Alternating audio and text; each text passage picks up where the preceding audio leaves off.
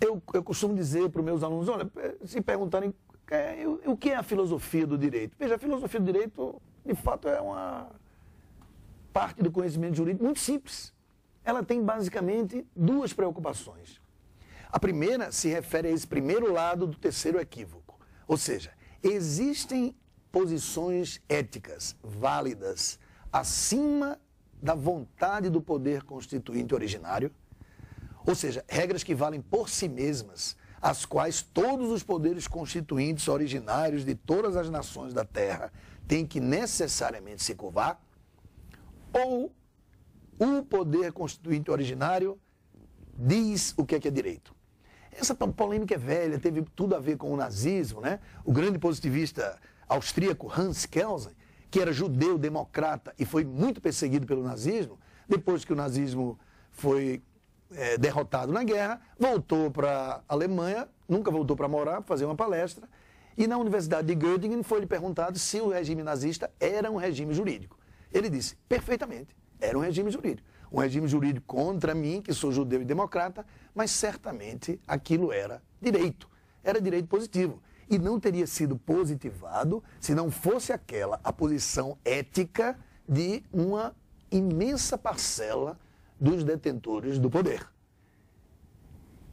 E a outra pergunta que a filosofia do direito tem que responder, que diz mais respeito ao nosso trabalho, vamos dizer, essa primeira pergunta é uma de filosofia teórica. E essa segunda, que é esse segundo lado do terceiro equívoco, sobre o qual eu estou falando agora, seria de filosofia prática. Que é aquela história, em que medida um texto geral prévio, por exemplo, a lei, pode legitimar, racionalizar, justificar um conflito concreto, sabendo que todo conflito concreto, como todo fato, é único e irrepetível.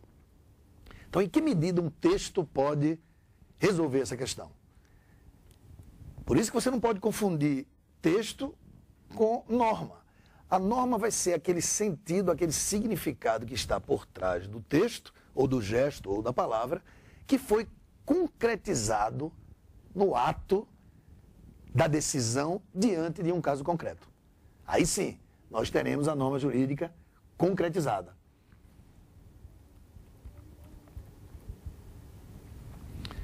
Quanto ao primeiro lado desse terceiro equívoco, eu estou partindo aqui da visão de que o direito é uma das espécies do gênero ética. E daí sempre apresenta conteúdos éticos. Podem-se dizer posturas morais. Essas opções estão, claro, suscetíveis de ser consideradas más por muitas pessoas. Mas parece óbvio, a mim pelo menos, que determinado conteúdo ético só é incorporado pelo direito porque pelo menos um grupo significativo de pessoas o considera justo, bom e desejável, ou seja, ético.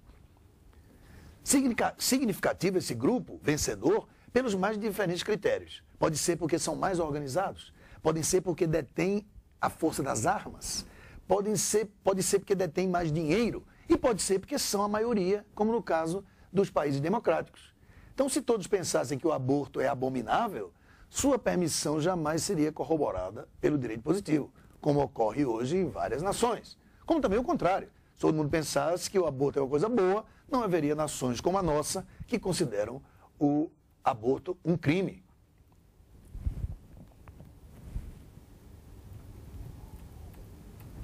Então, o equívoco é achar que acima das regras de segundo nível, aquelas meta-regras que eu mencionei, e que fazem parte do ordenamento jurídico, há umas regras de terceiro nível, uma meta-regras, que independem de positivação e são superiores ao direito positivo, como defendem os chamados antipositivistas. Os positivistas se recusam a aceitar a tese de que haja normas acima do ordenamento positivo, que valham por si mesmas. Essas regras já não fazem parte do ordenamento jurídico, essas meta-regras. Elas não são dogmáticas. Elas constituem os fundamentos éticos e ideológicos do direito que vivem em conflito. E quem vencer dentre elas, quem vencer esse conflito, é que vai se positivar e vai se tornar direito, vai se tornar norma jurídica. Veja, e é claro que quem defende a existência dessas normas acima do direito positivo não só as considera parte fundamental do direito, mas também a fonte de legitimidade de todo o ordenamento jurídico positivo. Elas, em tese, seriam independentes das diretrizes e da vontade de quem está efetivamente no poder. Constituem mais do que normas, são supernormas. Chamam de princípios, fundamentos. São muitas as designações.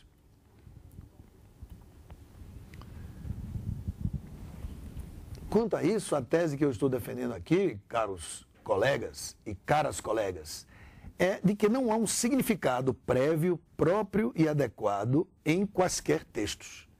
O texto não é um portador de um sentido correto. O significado do texto só pode ser determinado após o trabalho hermenêutico diante do caso concreto. Isso porque existe uma incompatibilidade entre esses três elementos do conhecimento jurídico, né? Os eventos do mundo real, ou seja, os fatos juridicamente relevantes, o caso concreto que vai ser decidido pelo jurista, que é um único homicídio que jamais se repetirá, um adultério que jamais se repetirá, um contrato que jamais se repetirá. Porque, como todo fato empírico, o fato juridicamente relevante é único, irrepetível, individual.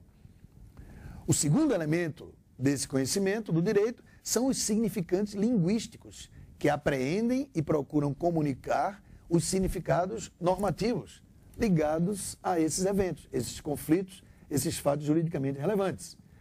E exemplo desse segundo elemento são as leis, os textos que compõem o ordenamento jurídico e que precisam ser arguídos a cada caso concreto juridicamente relevante. Aliás, é daí que vem o nome dogmática. Qual é o dogma da dogmática? Aquilo que eu já disse, todo argumento só vale se e na medida em que toma por base argumentativa uma fonte do direito pertinente, válida, vigente, etc, etc. E o terceiro elemento do conhecimento, o mais importante, é o que eu aqui estou chamando de norma jurídica. É o sentido que está por trás das fontes do direito.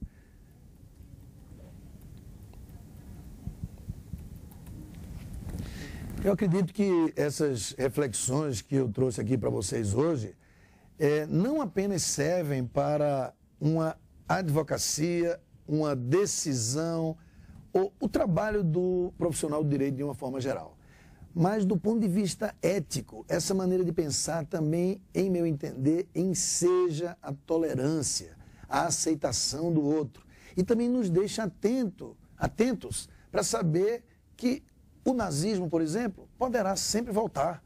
Nós temos que estar vigilantes, porque os conteúdos éticos do direito vão depender das situações do momento.